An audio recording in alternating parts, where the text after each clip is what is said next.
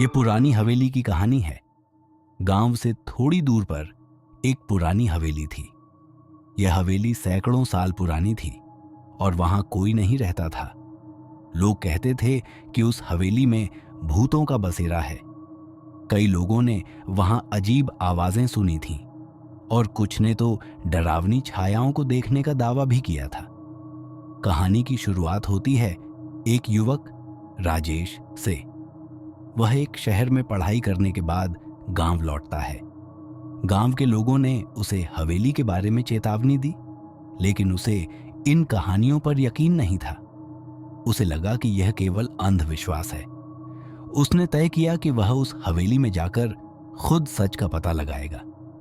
एक रात, चांदनी रात में, वह अपने दोस्त विक्रम के साथ पुरानी हवेली पहुंचा। हवेली के दरवाजे भारी और जंग लगे हुए थे। जब उन्होंने दरवाजा खोला तो एक ठंडी हवा का झोंका उनके चेहरे से टकराया। अंदर घुप अंधेरा था और मकड़ियों के जाल हर जगह फैले हुए थे। हवेली में कदम रखते ही उन्हें ऐसा महसूस हुआ कि कोई उन्हें देख रहा है। दीवारों पर पुराने चित्र टंगे थे, जिनकी आंखें जैसे उन्हें घूर रही थीं। अचानक एक कमरे से किसी के रोने की आवाज आई। राजेश और विक्रम ने आवाज की दिशा में कदम बढ़ाए। जब वे कमरे के पास पहुंचे तो दरवाजा अपने आप खुल गया। कमरे में एक पुरानी दर्पण रखा था, जिसमें एक परछाई झलक रही थी। लेकिन जब उन्होंने पीछे मुड़कर देखा तो वहां कोई नहीं था। तभी दरवाजा जोर से बंद हो गया और एक डरावनी हंसी गूंज उठी। कहानी में पता चलता है कि हवेली में रहने वाली एक लड़की रागिनी की 100 साल पहले रहस्यमय तरीके से मौत हो गई थी। उसे उसके ही लालची रिश्तेदारों ने मार दिया था। उसकी आत्मा अब बदला लेने के लिए हवेली में भटक रही थी। राजेश और विक्रम ने रागिनी की आत्मा को मुक्त करने का संकल्प लिया। उन्होंने गांव के एक पुराने पुजारी से मदद ली, जिसने उन्हें एक विशेष पूजा और अनुष्ठान करने का तरीका बताया। पूजा की रात हवेली में भयानक तूफान आया। रागिनी की आत्मा ने अपने पूरे क्रोध के साथ हमला किया।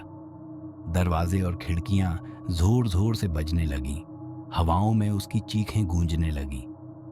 लेकिन राजेश और विक्रम ने हिम्मत नहीं हारी। उन्होंने मंत्रों का जाप किया और अंततः रागिनी की आत्मा को मुक्ति दिलाई। सुबह हुई और हवेली शांत हो गई। अब वह भूतिया हवेली नहीं रही। गांव के लोग राजेश और विक्रम के साहस की प्रशंसा करने लगे। हवेली का डरावना अतीत अब केवल एक कहानी बनकर रह गया।